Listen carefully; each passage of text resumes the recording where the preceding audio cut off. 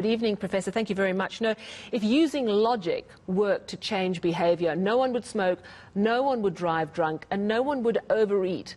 So why doesn't logic work? Because changing behaviour is incredibly difficult.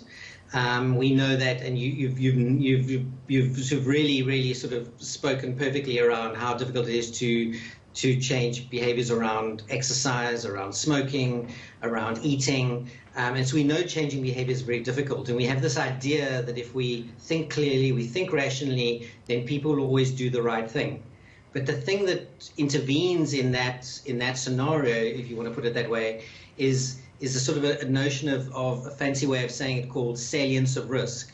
So all of us are always weighing up risk in everything we do. We walk across a road, we look left, we look right, or we don't, or we think that some things are more dangerous than others. So all of us are always weighing up these things, even if not consciously. And so the difficulty right now that we're sitting with in COVID is that we've had this wave, this peak. There are lots of ways of people talking about it. That's now on the way down. But we know from other countries around the world that there is a second wave, a second surge, a third surge, a third peak. It's very likely that that's going to happen here. But now you're sitting with, we're now down to lockdown 2. We know that hospitals aren't as full as they were. Infections are going down. And so people are going, without question, to become complacent. Yeah. And it's, in fact, now is exactly the time that you don't want to become complacent. Okay, so I'm going to pick up on this. Did you say salience of risk? My understanding then is that basically in our minds we're constantly saying, well, just how risky is it really? We're constantly seeing where that line is of risk. And am I right that alcohol makes us more reckless and think things are less risky than they are? Is that a correct understanding?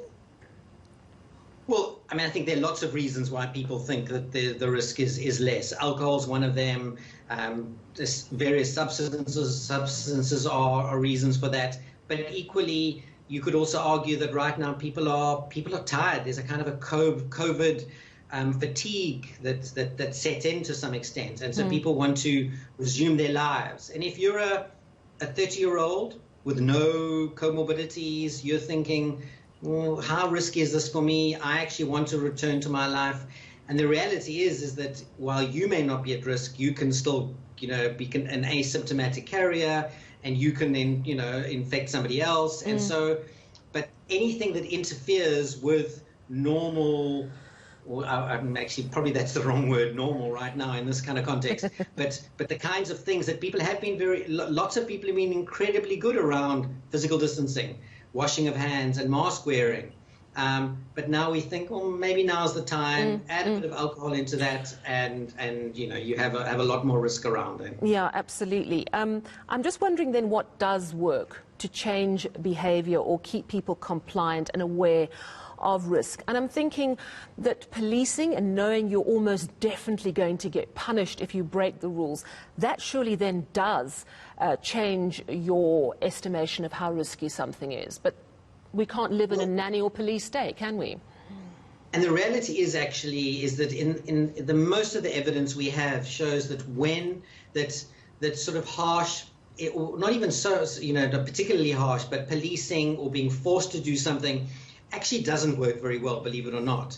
What works much better is finding hooks for people to be able to think, if I do this, I have this grandmother who I love that actually is at incredible risk for this, and I'm going to do it for her.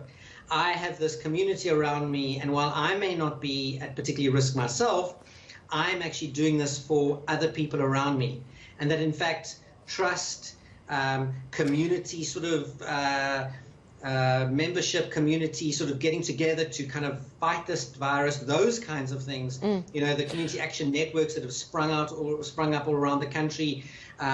We've been speaking of terms like, who are the professors on the street, the people on the ground who are saying, yes, I know you're not at risk, but do this for your community, for your neighborhood, for your street, for your grandmother, for your goga. So those are actually the things that work. And actually policing is actually not the most effective way to do it. So you're talking about hooks. That sounds like there's quite an emotional appeal, but also, as you say, someone of authority that you look up to who tells you this is the way to go. I'm just trying to really get to what does work. I'm presuming guilt tripping doesn't work.